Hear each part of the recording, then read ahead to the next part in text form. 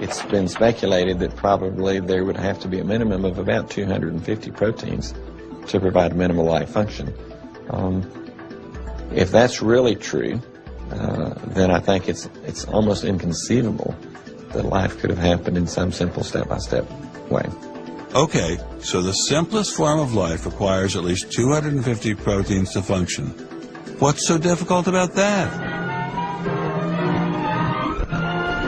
Welcome to the Casino of Life. Who wants to spin for a chance to win? Oh, sure. I'll give it a shot. What do I win? Take a look at this. How about the world's first single-cell organism? This perfectly aligned string of proteins could be yours. Now, take a spin.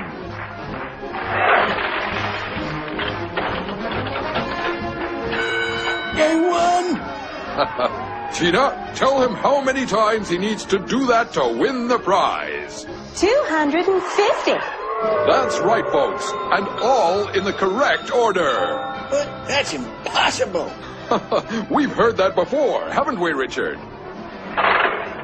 Come on, Mother Nature, do your thing. You stupid machine! I hate you!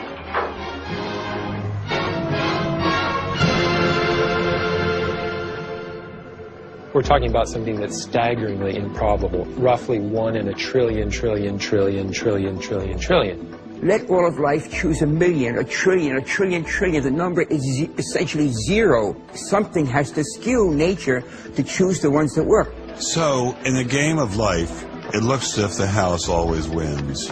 Luckily, some serious scientific minds have figured out a way to beat the odds. Directed panspermia. When faced with the overwhelming problem of the origin of life, Nobel Prize winner Francis Crick proposed this theory, that life was seeded on Earth, which basically means aliens did it. Crystals?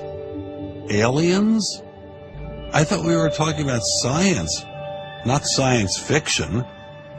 We don't know what caused life to arise. Did it arise by a purely undirected process?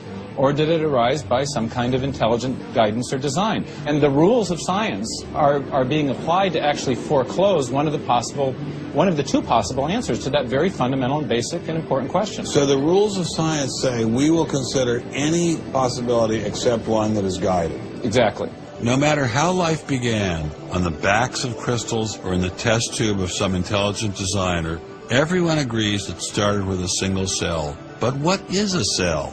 Let me ask you a question. Yeah. Darwin wrote The Origin of Species in 1859, published it in 1859. He had an idea of the cell as being quite simple, correct? Yeah, everybody did. Okay. If he thought of the cell as being a Buick, what is the cell now in terms of its complexity by comparison? A galaxy. If Darwin thought a cell was, say, a mud hut, what do we now know that a cell is? More complicated than a Saturn V. So what is in a cell as far as we know now? A world that Darwin never could have imagined. I needed someone who could give me a glimpse into this world.